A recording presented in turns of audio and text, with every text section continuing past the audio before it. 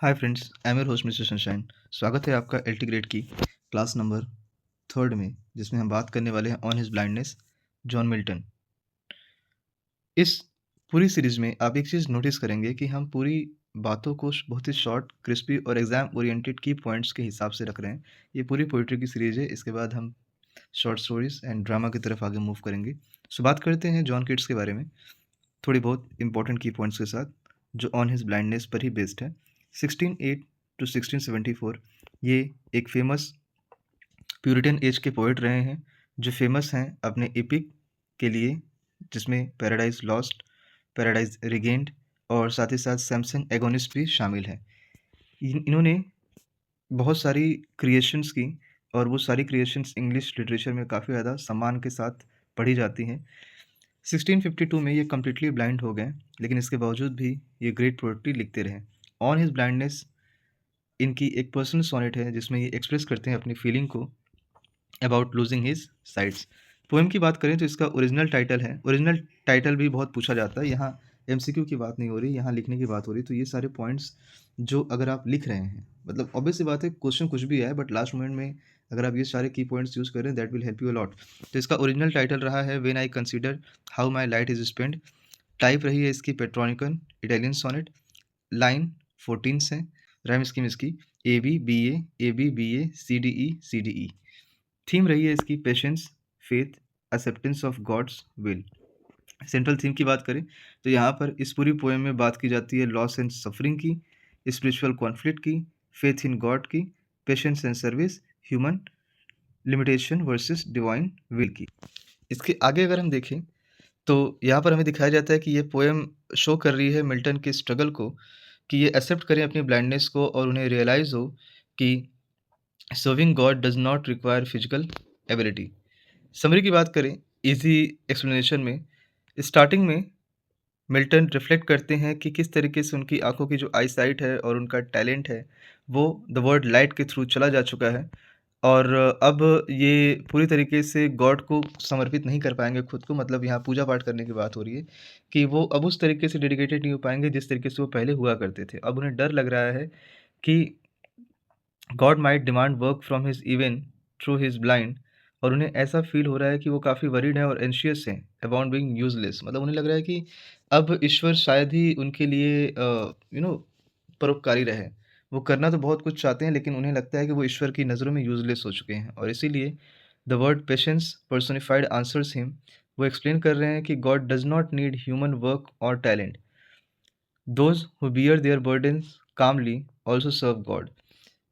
ईश्वर ने जो कुछ भी काम उन्हें दिया है, मतलब यहाँ पर जितने सारे लोग हैं, जैसे कि हम सभी का कर्म क्या है? हम सभी का कर्म है कि पढ़ाई करना, अच्छे मार्क्स लेके आना, कुछ पैसे कमाना और उस पैसे का यूटिलाइज़ करके समाज को एक बेहतर भविष्य देना। तो वो यही कह रहे हैं कि अगर आप इस तरीके से भी काम कर रहे हैं, तो ये भी एक तरीके से ईश्वर की सेवा ही हुई। ये पोएम एंड्स होती है famous line, "They also serve who only stand and wait," meaning even those who patiently accept God's will are serving him। आगे की लाइन देखिएगा, इसका स्ट्रक्चर और फॉर्म किस तरीके से रहा है। सो पोएम का जो टाइप रहा है वो पेट्रानिकन सोनेट रहा है। ये बड़ा पूछा जाता है कि पेट्रानिकन सोनेट के बारे में बताइए। तो पोएम की जो टाइप रही है वो पेट्रानिकन सोनेट रही है। इसमें ऑक्टेव और सस्टेट का यूज़ किया गया है। ऑक्टेव में आप देखेंगे स्टार्टिंग की जो 8 लाइनें हैं उसमें प्रॉब्लम के बारे में बात हो रही है, और प्रॉब्लम किस तरीके से? प्रॉब्लम है यहाँ पर फ़ियर ऑफ यूज़लेसनेस से। ठीक है? 1 minute, that's going to be marked it. First one is also yes. Type Petrarchan sonnet रही है। ऑक्टेव में यूज़फुलनेस के बारे में बात की गई है, और सस्टेट का जो टर्म है वहाँ पर सॉल्यूशन के बारे में बताया गया है, patience and faith. And the last one is volta, जहाँ पर टर्न होती है लाइन नंबर 9 जो इंट्रोड्यूस करती है पेशेंस को। नेक्स्ट अगर देखें तो इम्पोर्टेंट ऑफ इमर्जरी कौन कौन सी है? 3 इमर्जरी का यूज़ हुआ है, लाइट, टैलेंट एंड योग का। लाइट सिंबलाइज करती है आई साइट एंड पोएटिक टैलेंट को। टैलेंट यहाँ रेफर कर रहा है बिब्लिकल पैरेबल ऑफ टैलेंट, जो कि गिफ्ट है गॉड का। इसके साथ ही साथ योग सिंबल है रिस्पॉन्सिबिलिटी और बर्डन के लिए। नेक्स्ट की बात की जाए तो एक और इमेजरी है यहाँ पर, किंग, जो रिप्रेजेंट कर रहे हैं गॉड को एज ए सुप्रीम लीडर। कौन कौन सी लिटरेरी डिवाइसेस यूज़ हुए हैं? और ऑब्वियस सी बात है, किसी भी पोएम की अगर आप बात करें और उसमें लिटरेरी डिवाइसेस ना हो तो ऐसी वो बातें हो ही नहीं सकती। तो यहाँ पर आप देखिएगा मेटाफर, एलूजन, पर्सोनिफिकेशन, सिंबलिज्म, इम्जामेंट और रिलीजियस टोन के बारे में बात हो रही है। तो metaphor, light for eye sight and life, allusion, biblical parable of talents, personification में पेशेंस स्पीक्स, सिंबलिज्म में light talent yoke, enjambment continuous flow of thought, religious tone में डिवोशन एंड सीरियस, इसके बारे में बात हो रही है। नेक्स्ट अगर मूव करें, इंपॉर्टेंट लाइंस जो इस पोएम में आई हैं and when we are going to use it that will help a lot to write our answer so significantly. First है, when I consider how my light is spent, यहाँ पर show हो रही है सौरव और रिफ्लेक्शन हो रहा है उनके ब्लाइंडनेस का। सेकेंड इंपॉर्टेंट लाइन इस पोएम से, doth God exact day labour light denied, यहाँ शो हो रहा है स्पिरिचुअल डाउट का। They also serve who only stand and wait, यहाँ पर मेन मैसेज है patience is serving. Critical appearances की बात करें तो यहाँ पर रिफ्लेक्ट हो रहा है प्यूरिटियन बिलीफ का कि गॉड इज सुप्रीम अथॉरिटी। आपने देखा होगा कि किस तरीके से जॉन मिल्टन का काफ़ी अपोज था अथॉरिटेरियन को लेकर। तो यहाँ पर वो रिफ्लेक्ट कर रहे हैं प्यूरिटियन बिलीफ को कि गॉड ही सुप्रीम अथॉरिटी है। और मिल्टन शो करते हैं इनर स्पिरिचुअल कॉन्फ्लिक्ट को लेकर यहाँ पर, और ये डेमोन्स्ट्रेट कर रहे हैं Renaissance humanism combined with religious faith को। सेकंड लास्ट पॉइंट में अगर आप देखें तो ये कंबाइन करते हैं personal suffering with universal spiritual lessons को। और लास्ट पॉइंट में ये मेंशन करते हैं कि इसकी जो लैंग्वेज है ये काफ़ी सिंपल है लेकिन डीप साइकोलॉजिकल मीनिंग रखती है। क्रिटिक्स कंसीडर करते हैं कि ये जो सोनेट है ये one of the finest expression है faith under suffering. One line conclusion की बात करें तो वन लाइन कंक्लूजन में ऑन हिज ब्लाइंडनेस ये टीच करता है true service to God lies not in action but also in patience faith and acceptance. Next point में अगर बात करें तो शॉर्ट क्वेश्चन आंसर में अगर हम देखें तो शॉर्ट क्वेश्चन आंसर में दिखाया जाता है कि पहला क्वेश्चन है why is Milton worried in the beginning of the poem. तो आप देखेंगे अगर हम यहाँ से शॉर्ट क्वेश्चन आंसर की जो शुरुआत कर रहे हैं तो इस क्वेश्चन में और यहाँ के पूरे आंसर में हमने उन सारे ही पॉइंट्स को यूज़ किया है जो स्टार्टिंग में हमने एज ए इंट्रोडक्शन की क्लास में ली है। सो ऑलवेज रिमेंबर कि जो सारी चीज़ें आपको स्टार्टिंग बताई जाती हैं वो आपके लिए ज़्यादा यूज़फुल होती हैं, उसी का यूज़ करके तो यहाँ पे आंसर बन रहा है। देखिए यहाँ पर आपको रिप्रेजेंट किया जा रहा है कि opening line on his blindness की, जहाँ पर मिल्टन एक्सप्रेस कर रहे हैं अपने डीप एंजाइटी को about losing his eye site, और वो फील कर रहे हैं कि इनकी जो लाइट है जो सिम्बलाइज करती है विजन को और पोएटिक टैलेंट को, वो भगवान के थ्रू ली जा चुकी है और अब वो पूरी तरीके से गॉड की सर्विस नहीं कर सकते। एक डिवोटेड क्रिश्चियन होने के नाते उनका ऐसा मानना है कि उनकी जो एबिलिटीज़ है जो गॉड ने उसे दी है ये, अब वो पूरी तरीके से गॉड के लिए समर्पित नहीं हो पाएँगे, और इसी बात का उन्हें डर है कि God might demand work from his despite his blindness. और उन्हें इस तरीके के विचार आते हैं कि spiritual tension and self doubt, अब उन्हें खुद पे जो कॉन्फिडेंट था, वो कॉन्फिडेंट जा चुका है और वो फ़ील कर रहे हैं हेल्पलेस, असहाय हो चुके हैं, और वो क्वेश्चन करते हैं कि क्या वो फिर से कभी उस डिवाइन पर्पस को फुलफिल कर पाएँगे? मतलब ईश्वर ने अगर उन्हें कोई काम सौंपा तो क्या उस चीज़ को वो पूरा कर पाएँगे? थस इसी तरीके से ये जो बिगिनिंग है पोएम की ये रिफ्लेक्ट करती है मिल्टन के इनर कॉन्फ्लिक्ट को, और ये इनर कॉन्फ्लिक्ट क्या है? Between personal suffering and religious responsibility. आगे की बात करें तो what is the role of patience in the poem? ये तो बड़ा इंपॉर्टेंट है कि पेशेंस का ही तो बड़ा रोल है। जब 9th लाइन वोल्टा टर्न होती है, आपको याद होगा, और यहाँ पे पेशेंस को पर्सोनिफाइड किया गया है, और पेशेंस को किस तरीके से पर्सोनिफाइड किया गया है, let's see here. Patience is personified in the poem act as comforting voice that answer Milton's doubt.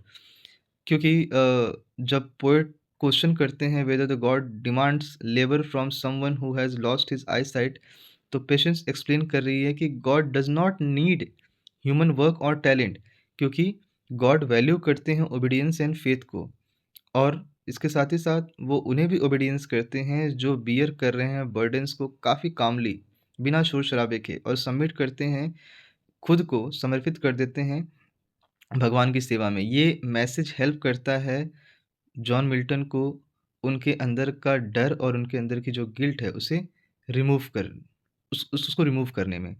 Patience उनको ये सिखाती है कि suffering should be accepted with trust and divine wisdom, और इसी डिवॉइस या इसी तरीके की अपेक्षा के साथ मिल्टन रिज़ॉल्व करते हैं अपने इनर कॉन्फ्लिक्ट को और स्पिरिचुअल पीस की तरफ मूव करते हैं।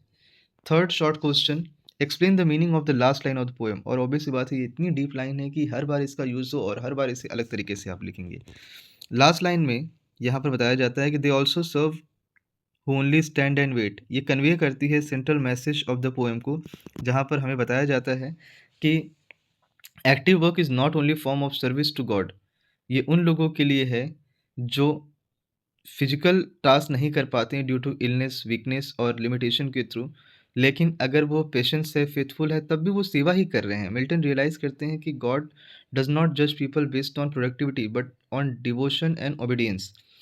गॉड अगर किसी को जज कर रहे हैं तो आप कितने समर्पित हैं, कितने आज्ञाकारी हैं, इस चीज़ पे वो ज़्यादा आपको जज करते हैं।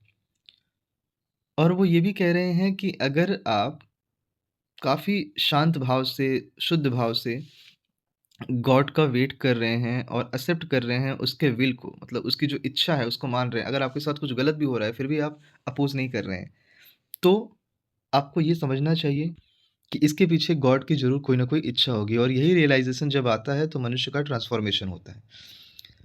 और इस रियलाइजेशन से मिल्टन का जब ट्रांसफॉर्मेशन होता है तो वो डिसअपियर से स्पिरिचुअल कॉन्फिडेंस की तरफ मूव करते हैं। और ये line one of the most famous coated statement हो जाती है अबाउट पेशेंस एंड फेथ को लेकर इंग्लिश लिटरेचर में।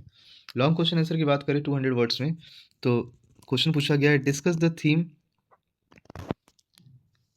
The theme of faith and resignation और इन ऑन हिज ब्लाइंडनेस। तो ऑन हिज ब्लाइंडनेस एक्सप्लोर कर रही है theme of faith, resignation in the face of personal suffering. Milton begins the poem with a tone sadness and anxiety. और वो काफ़ी लेमेंट कर रहे हैं, लेमेंट मतलब रो रहे हैं अपनी आई साइट को लेके, जो सिंबलाइज कर रही है उनके आई शाइन्स और पोएटिक गिफ्ट को। और उन्हें ऐसा लगता है कि वो सारी चीज़ें अब उनके पास से लेके जा चुकी हैं, मतलब अब वो नहीं है उनके साथ, उनकी आई साइट, उनका पोएटिक टैलेंट। और जब उनके पास ये सारी चीज़ें नहीं है तो वो ईश्वर की सेवा नहीं कर पाएंगे। और वो खुद को एज ए डिवोटेड क्रिश्चियन बताते हुए वो कहते हैं कि उनका ऐसा मानना है कि टैलेंट्स आर डिवाइन गिफ्ट्स जो गॉड को ग्लोरीफाई करने के लिए है, लेकिन उनकी जो ब्लाइंडनेस है वो उनके भीतर ये डर पैदा करती है कि अब वो रिलीजियस ड्यूटी अच्छी तरीके से नहीं कर पाएंगे। इसके बावजूद टर्निंग पॉइंट तब आता है जब पोएटिक लाइन्स, ये जो 9th लाइन वोल्टा वाली आती है जहाँ पर पेशेंस के बारे में बताया जा रहा है, जो एक्सप्लेन कर रही है कि गॉड की सेवा करने के लिए किसी तरीके का फिजिकल लेबर नहीं चाहिए। गॉड उन लोगों को भी पसंद करते हैं जिनके पास आंखें नहीं होती। Human beings only need to submit his will. Patience in with realization and patient accepts itself a form of service। इस तरीके से ये पोएम मूव करती है डाउट से फेथ की तरफ, और जॉन मिल्टन का ट्रांसफॉर्म होता है personal tragedy to spiritual strength में। ये हमें ये भी सिखाती है कि resignation to divine will brings peace dignity even in suffering. Last question पूछा गया है यहाँ पर, कमेंट करिए इमर्जरी को और किस तरीके के पोएट्री डिवाइसेस यहाँ पर यूज़ हुए। पोएट्री डिवाइसेस तो क्वेश्चन भर भर के आए हैं। Milton uses rich religious imagery and powerful poetic devices in On His Blindness। उनका जो सेंट्रल मेटाफर रहा है लाइट को लेके, ये सिंबलाइज करता है eyesight, life and poetic ability को, जहाँ पर वर्ड टैलेंट रेफर करता है बिब्लिकल पैरेबल को। और वो मेंशन कर रहे हैं कि servant must use their gifts wisely. This allusion deepens the spiritual meaning of the poem. अब पर्सोनिफिकेशन किस तरीके से यूज़ हुआ है?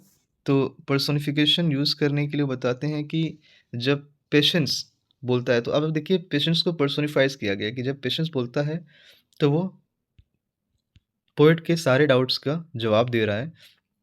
इसमें ये डिवाइस अलाउ करता है मिल्टन को प्रेजेंट में रहने के लिए, इंटरनल डायलॉग बोलने के लिए और साथ ही साथ ड्रामेटिक मैनर रिप्रेजेंट करने के लिए। यहाँ पर image of God as a king attended by thousand emphasis divine majesty and power. और द वर्ड यॉक सिंबलाइज कर रहा है ह्यूमन रिस्पॉन्सिबिलिटी और बर्डन को। पेट्रोनिकल सोनेट स्ट्रक्चर है जो सपोर्ट कर रहा है थीम को, और ऑक्टेव प्रेजेंट कर रहा है problem of blindness and anxiety को, वाइल सस्टेट ऑफर कर रहा है solution of faith and acceptance को। इस तरीके की जो टोन है जब शिफ्ट होती है क्वेश्चनिंग टू काम एश्योरेंस को लेके। दो डिस डिवाइन मिल्टन सक्सेसफुली, एक चीज़ यहाँ बता दूँ, हाँ, those through this device Milton successfully combines personal emotion with universal religious truth. और ये पोएम हमेशा बनी रहती है powerful reflection on faith, suffering and spiritual maturity.